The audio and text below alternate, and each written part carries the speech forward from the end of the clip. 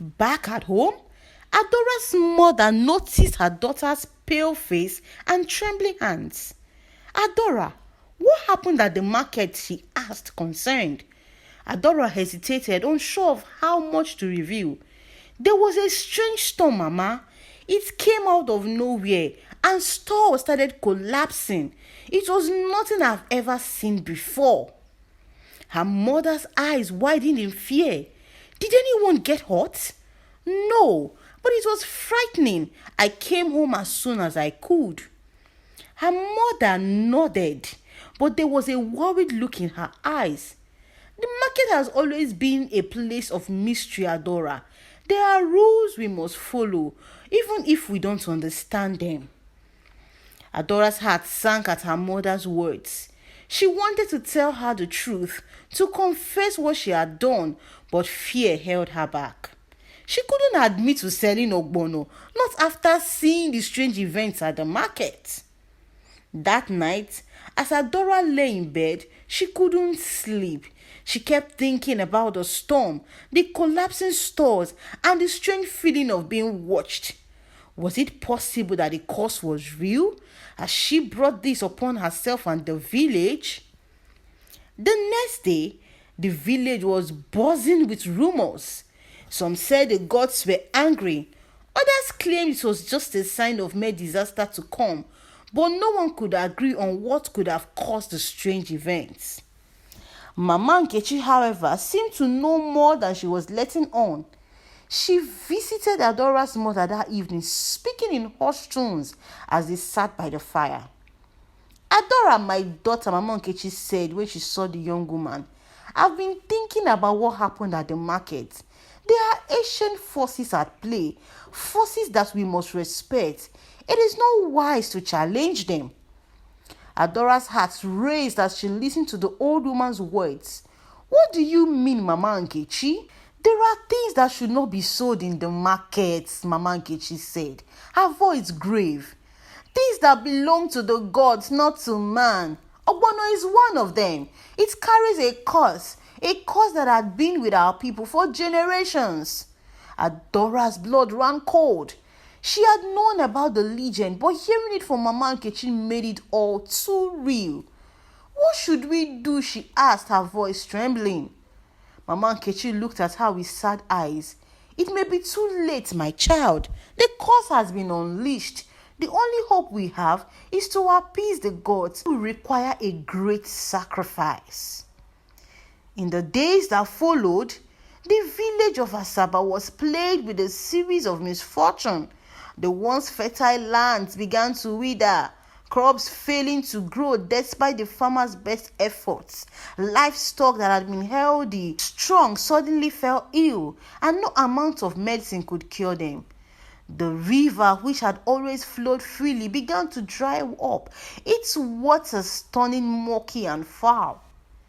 The villagers were in a state of panic. They gathered in the village square, demanding answers from the village elders and the chief. Chief Okeke, who had always been skeptical of the old legends, found himself at a loss for words. He had dismissed the warning as mere superstition, but now he could not ignore the evidence before him. Ezemo, the village priest, was also troubled. He had performed rituals and offered sacrifices to the gods, but nothing seemed to appease them. He knew something had angered the gods, but he did not know what. Adora, meanwhile, was consumed with guilt and fear. She knew in her heart that the misfortune was her fault, that by selling Ogbono, she had brought the curse upon the village, but she didn't know how to undo the damage she had caused. One evening, as the sun set and the sky turned a deep shade of red, Ezemo called a meeting in the village square. The entire village gathered, their faces filled with worry and despair. The gods are angry, Ezemo said, his voice booming over the crowd. They have sent us a message, a warning that we have strayed from their path. We must seek their forgiveness or our village will be destroyed. The villagers murmured in fear, but no one knew what had caused the gods' wrath. No one except for Adora. As Ezemo continued to speak, Adora felt a wave of nausea wash over her. She knew she had to confess, to tell the truth about what she had done, but the thought of admitting her guilt, of facing the wrath of the villagers and the gods terrified her. Just as Ezemo was about to end the meeting, Mama Nkechi stepped forward.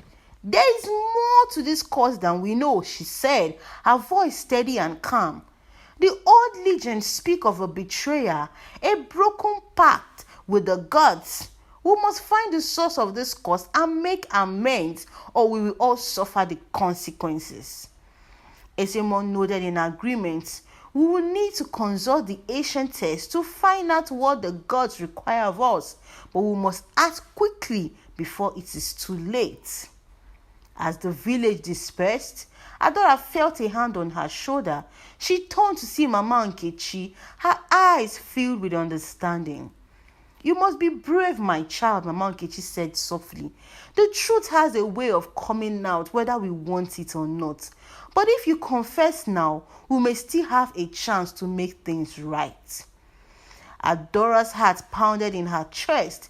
She knew Mama Nkechi was right, but the fear of what might happen next kept her silent. That night, Adora couldn't sleep. The guilt weighed heavily on her mind, and the fear of what she had done gnawed at her soul. She knew that she couldn't keep the secret any longer. If there was any chance of saving the village, she had to confess. The next morning, Adora went to Ezemo's shrine. The priest was surprised to see her so early, but he welcomed her in. Adora hesitated for a moment, then she took a deep breath and began to speak. "Ezemo, I have done something terrible," she said, her voice trembling. "I sold Ogbono at the market. I didn't mean to bring harm to the village, but I was desperate. I thought I could make some money to help my family. I didn't think the cost was real." Ezemo's eyes widened in shock. "Ogbono? You sold Ogbono at the market?" Adora nodded, tears streaming down her face. "I didn't know what else to do. I was so tired of being poor, of seeing my family struggle. I thought it was just a story." Ezemo shook his head in disbelief. "You have unleashed a great evil upon us, Adora. The gods do not take lightly to being disrespected." "What can I do?" Adora asked, her voice filled with desperation. "How can I make it right?" Ezemo sighed deeply. "There is only one way to lift the curse. You must return the Ogbono to the earth, to the place where it belongs. But that is not all. You must make a great sacrifice, something that will show the gods that you are truly sorry for what you have done." "What kind of sacrifice?" Adora asked, her heart sinking. Ezemo looked at her gravely. "You must give up something that you love the most, the thing you hold dearest in your heart. Only then will the gods be appeased." Adora's mind raced. What did she love most? Her family? Her dream of a better life? The thought of losing any of these things filled her with dread, but she knew that she had no choice. If she didn't make the sacrifice, the village would be doomed. "I will do it," she said, her voice firm. "I will make the sacrifice." Ezemo instructed Adora to gather the remaining Ogbono seeds and take them to the sacred grove, a place deep in the forest where the gods were said to dwell. There, she will perform the ritual to return the seeds to the earth and offer her sacrifice. Adora did as she was told. She collected the seeds, wrapped them in a cloth, and made her way to the grove. As she walked through the forest, the trees seemed to close in around her, the branches whispering secrets she couldn't understand. The air was thick with the scent of damp earth and decaying leaves, and the lights grew dimmer with each step she took. When she finally reached the grove, she felt a deep sense of unease. The clearing was silent except for the faint rustling of the wind through the trees. In the center of the grove was a large ancient tree, its roots twisted and gnarled, reaching out like the fingers of some giant hand. Adora knelt before the tree and began to dig a hole in the ground. She placed the ogbono seeds in the hole and covered them with soil, her hands trembling as she walked. Then she knelt before the tree and closed her eyes. She thought about the things she loved the most, the things she would have to give up to appease the gods. The answer came to her in a flash. Her dreams of a better life, her hope for a future free from poverty and struggle. It was the one thing that had kept her going all these years, the thing that had driven her to break the rules and sell the ogbono in the first place. I give up my dreams, Adora whispered, her voice choked with emotion. I offer them to you, gods of the earth and sky. Please forgive me for what I have done. Lift the curse from our village and let us live in peace once more. As she spoke the words, a strange feeling washed over her. The air around her seemed to grow warmer, the light brighter. She felt a sense of calm, as if a great weight had been lifted from her shoulders. But then, the ground beneath her began to tremble. Adora's eyes flew open in fear. The trees before her seemed to come alive, its roots writhing and twisting as if in pain. The wind howled through the groove, and the sky darkened once more. Adora's heart raced as she realized that the gods were not yet appeased. The sacrifice she had offered was not enough. She had to do more. Without thinking, Adora reached out and touched the tree's roots, her fingers brushing against the rough bark. A jolt of energy soared through her body and she cried out in pain. In that moment, Adora understood what she had to do.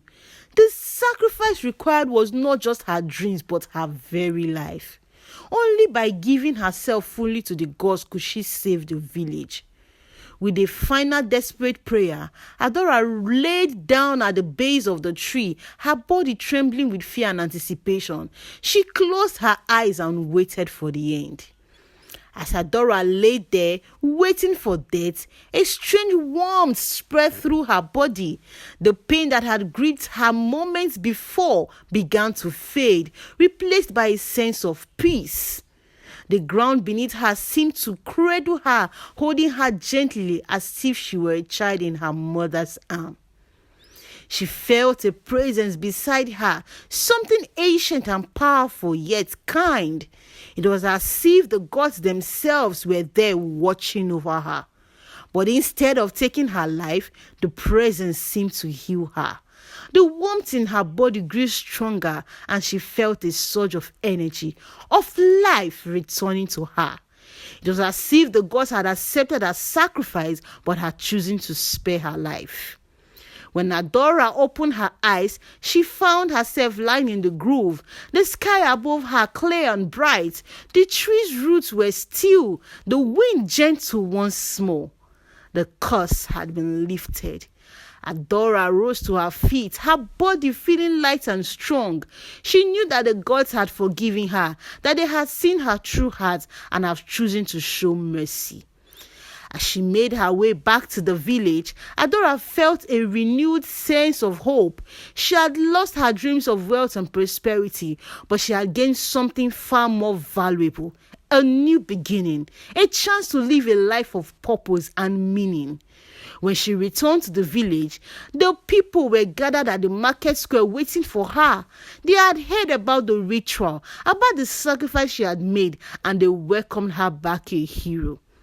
Ezemo and Mama Nkechi were there, their faces filled with pride and relief. "You have saved us, Adora," Ezemo said, his voice filled with emotions. "The gods have seen your sacrifice and they have lifted the curse. We are forever in your debt." Adora smiled, feeling a sense of peace she had never known before. She knew that her life would never be the same and that she had been given a chance to make things right. As the villagers celebrated, Adora looked up at the sky, feeling the warmth of the sun on her face. She knew that the future was uncertain, but she was ready to face it with the strength and wisdom she had gained from her journey.